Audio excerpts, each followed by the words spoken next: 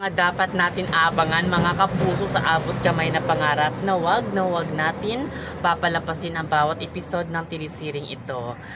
Duda talaga ni Zoe ay buhay pa rin talaga ang kanyang inang, gayong hindi pa niya nalalaman at hindi pa niya nakita kung ano nga ba talaga ang laman ng kabaong, kung si Moira ba yun o hindi. Kaya naman kung magkakagano na buhay pa nga si Moira, paniguradong may masamang binabalak siya dito sa ating bida at hindi naman talaga hahayaan na mangyari yan ng ating bida. Kaya abangan natin yan mga kapuso dito sa abot kamay na pangarap, gayong may alas pa tayo dito kay Carlos, sapagat si Carlos lang naman ang nakakaalam tungkol sa mga pinakatatagong lihim ni na Moira at Zoe, at siya kaya maging daan para malaman ni Duko Tanyag na hindi talaga niya anak itong si Zoe mga kapuso. Kaya ang lahat ng ito ay aabangan natin dito sa abot kamay na pangarap.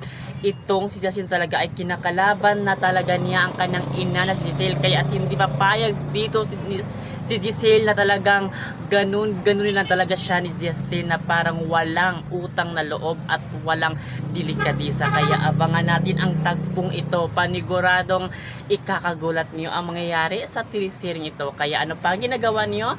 Lagi lang kayo makatutok sa teleseryeng kinaari ka natin panoorin tuwing hapon.